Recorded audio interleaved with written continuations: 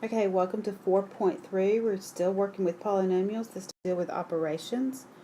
So we're going to evaluate polynomials for a given value, and then we're also going to identify the terms of a polynomial and classify a polynomial by its number of terms, identify the coefficient and the degree of each term of a polynomial and the degree of the polynomial. We're going to collect like terms of a polynomial. We're going to arrange the polynomial in descending order, or collect like terms and then arrange in descending order, and then we're going to identify the missing terms of a polynomial. So this slide shows you a monomial, and it's just an expression of a product, and that's it. A in this case, a times x raised to a power.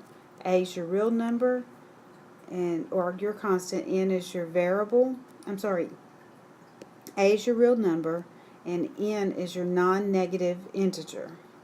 So all of these are examples of monomials, but you more than likely will hear me say that this one and this one would be considered constants. They mean the same thing, but because they don't have anything hanging out to them, the variable that they would change, I simply just call them a constant. So I'm not going to mark you wrong. I just wanted you to know what else I call them. Okay, a polynomial is a monomial or a combination of sums and or differences of a monomial. So again, these are polynomials and these are examples. This is an example. This is one. This one's one and this one's one. It's still just a polynomial. When we replace the variable in the polynomial with a number, the polynomial then represents a number called a value of the polynomial. Finding the number or the value is called evaluating the polynomial. So in this case, we're just simply going to substitute in for 3 and we're going to work them. Okay?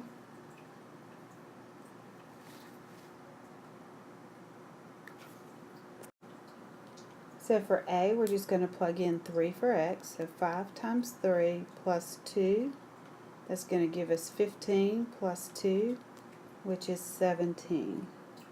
And on B, we're still going to plug in, but we've got some exponents to deal with. So we get it all plugged in. So you need to clear your exponents first, so that becomes 3 times 9.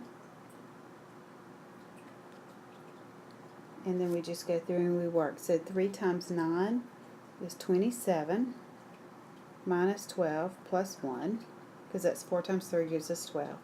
And then when we do our calculations, that gives us 16. So let's plug in when we have a negative 3. That makes a little bit of difference because it can change the values of some of our, what we would consider our exponents or our variables. So when we substitute, we're going to plug it in. So now I get negative 27 here. We still get 4 times negative 3 plus 7. So this becomes a positive 27. That becomes 4 times negative 3 is a negative 12 plus 7. When we add everything up, we get 22.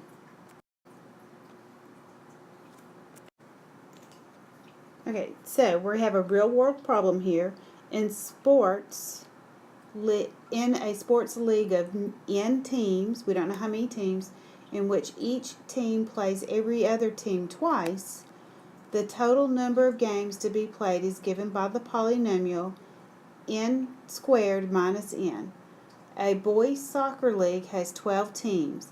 How many games are played if each team plays every other team twice? So basically, they're just going to let us plug in that 12 for both. So we're going to say 12 raised to the second power. I guess it would help if I wrote it correctly.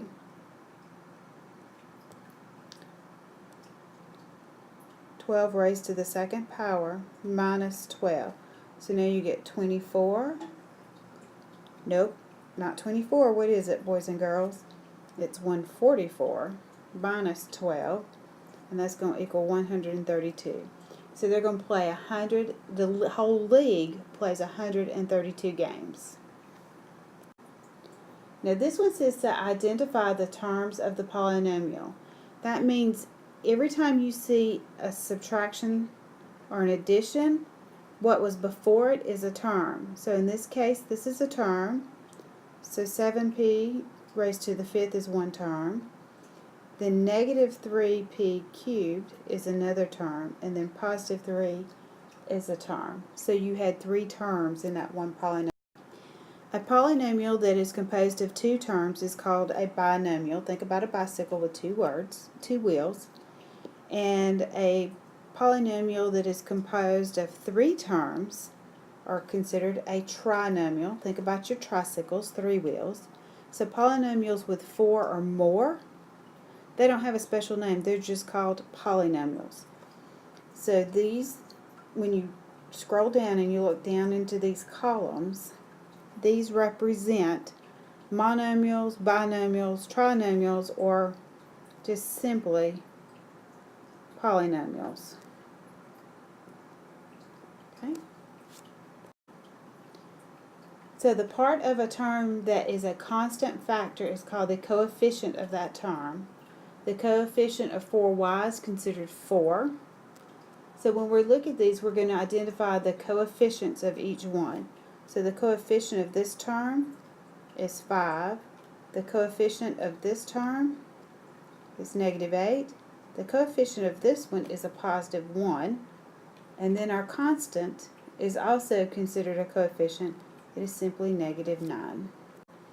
The degree of the exponent, or the degree of the term of the exponent of the variable. Okay, that's what this one is saying. The degree of a term of the exponent of the variable. So that's kind of really confusing. So we're just going to look at the variable, and we're going to tell me what the degree of that term is. So if you have 9x to the fifth, that degree is 5. If you have 6y to the first, that degree is 1. If you don't have a variable, just like in C, that degree is 0 because it's only on the variables. The degree of the polynomial, remember that's the whole thing, is the largest of the degrees of the terms unless it is a polynomial 0. So let's look at this one. This term is 2, this term is 3, this term is 4, this term is 1. Ooh, that was funky.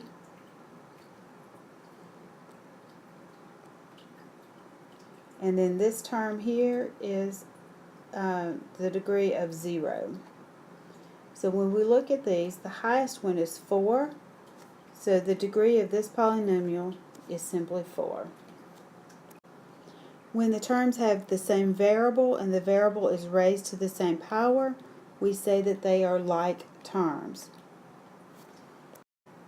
So for example, it says identify all the like terms in the polynomial.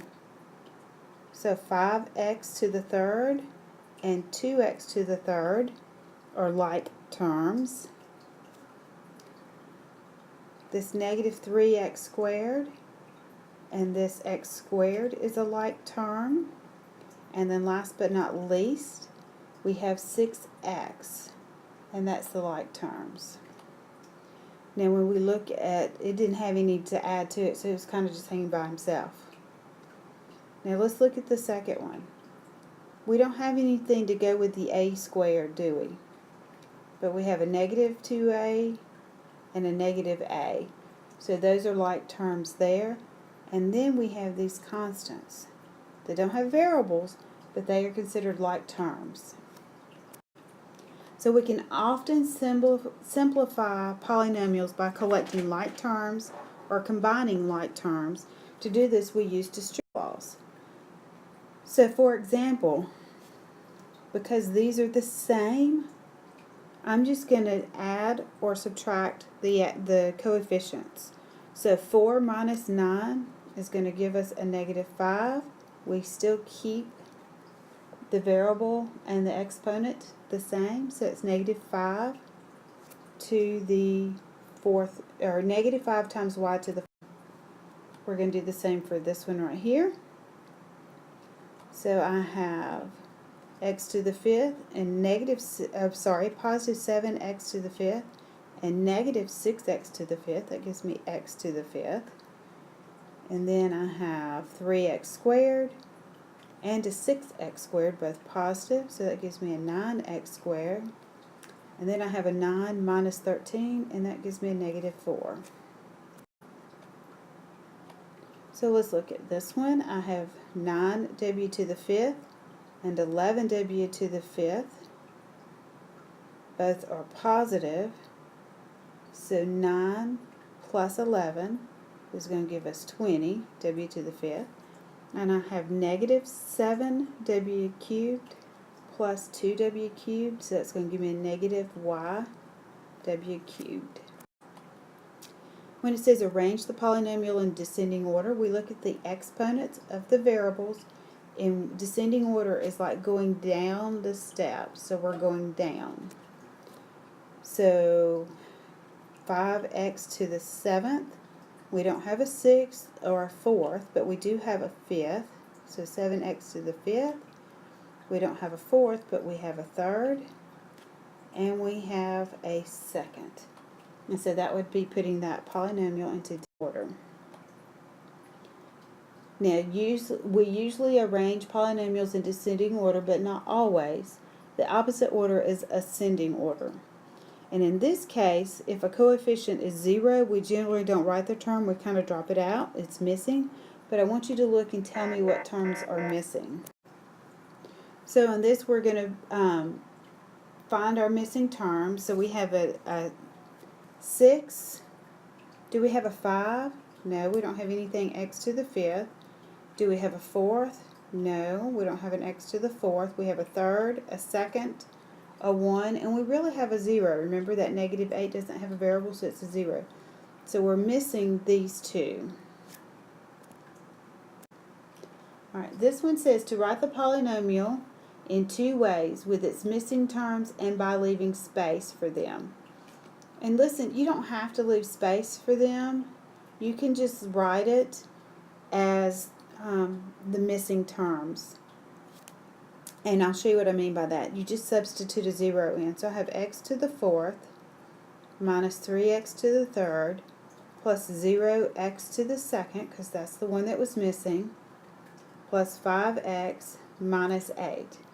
I would prefer you to write it this way. The other way that they want you to write it is just by leaving a blank space, which it would be right there, plus 5x minus 8. So good luck, and I hope you're staying on track and staying caught up.